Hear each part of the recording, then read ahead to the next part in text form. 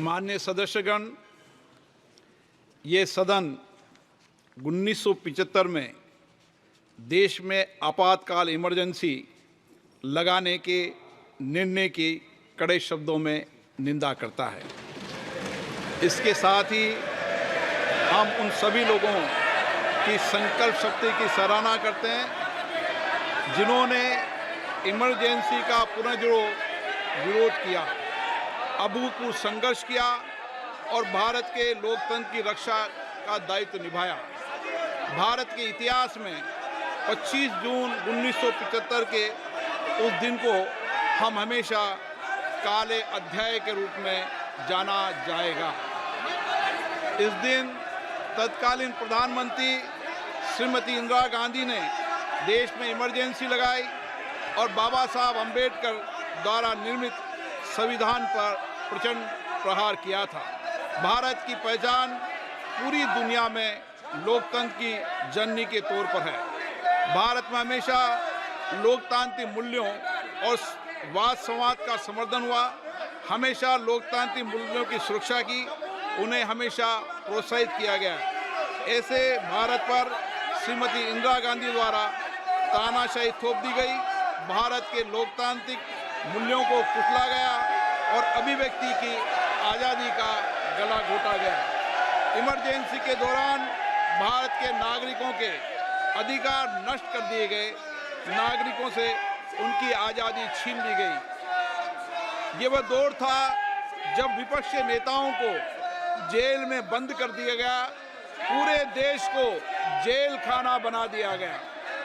तब की तानाशाही सरकार ने मीडिया पर अनेक पाबंदियां लगा दी गई थी, न्यायपालिका की स्वतंत्रता पर अंकुश लगा दिया गया था। इमरजेंसी का वह समय हमारे देश के इतिहास में अन्याय काल का एक काला खंड था। आपातकाल इमरजेंसी लगाने के बाद उस समय कांग्रेस सरकार ने कई ऐसे निर्णय किए जिन्होंने हमारे संविधान की भावनाओं को कुचलने का काम किया।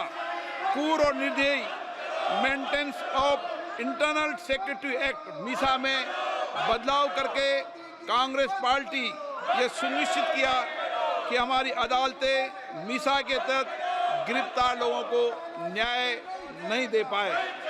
मीडिया को सच लिखने से रोकने के लिए parliament president production of publication refill act, press council refill act और prevention of publication of objectionable matter act लाए गए। इस काले खंड में संविधान में 38वां, 89वां, 40वां, 41वां, 42वां संविधान संशोधन किया गया।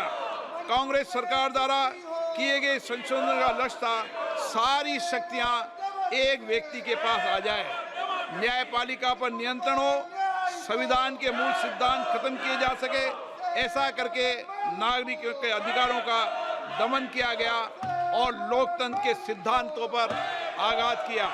इतना ही नहीं, तत्कालीन प्रधानमंत्री श्री इंदिरा गांधी ने कमिटेड ब्यूरोक्रेसी और कमिटेड जुडिशरी की बात कही, जो उनकी लोकतंत्र विरोधी रवैये का एक उदाहरण है।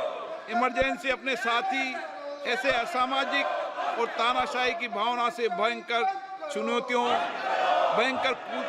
चुनौतियों को लेकर आई, जिसने गरीबी, दलित और वंचितों को तबाह कर दिया।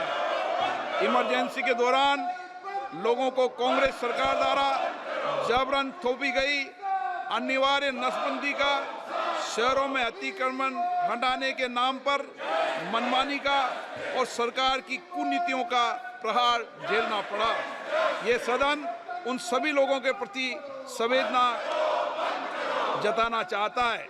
1975 से 1970 कालाखंड अपने आप में एक ऐसा कालाखंड है जो हमें संविधान के सिद्धांतों, संघीय ढांचे और न्यायिक स्वतंत्रता के महत्व को याद दिलाता है।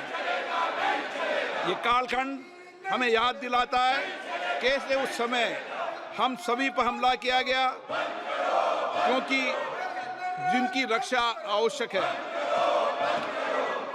ऐसे समय में जब आपातकालीन इमरजेंसी के 50वें वर्ष में हम प्रवेश कर रहे हैं, ये 18वीं लोकसभा बाबा साहब अंबेडकर द्वारा निर्मित संविधान को बनाए रखने, इसकी रक्षा करने और इसे संरक्षित रखने की अपनी प्रतिबद्धता को दोहराती है। हम भारत में लोकतंत्र के सिद्धांत, देश में कानून का शासन और शक्तियों का विकेंद्रीकरण अक्षुण्ण रखने के लिए प्रतिबद्ध हैं।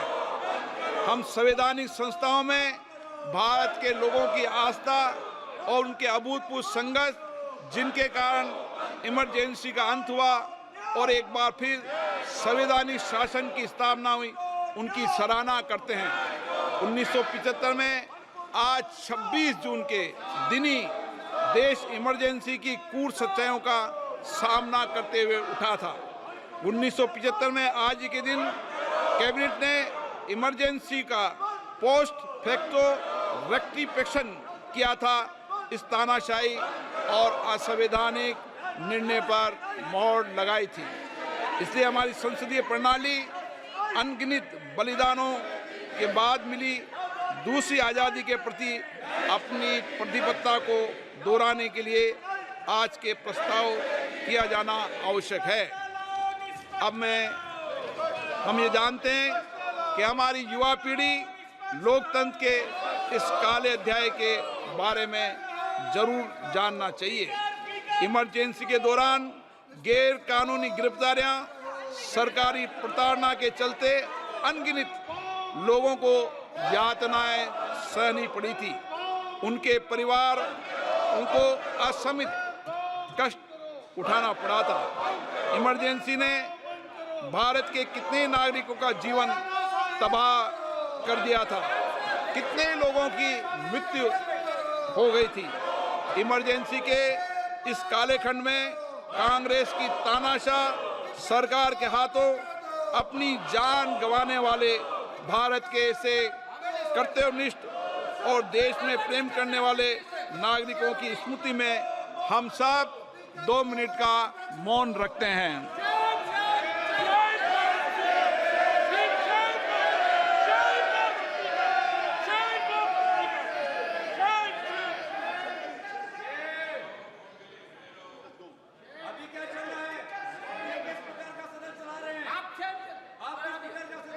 ओम शांति। सभा की कार्रवाई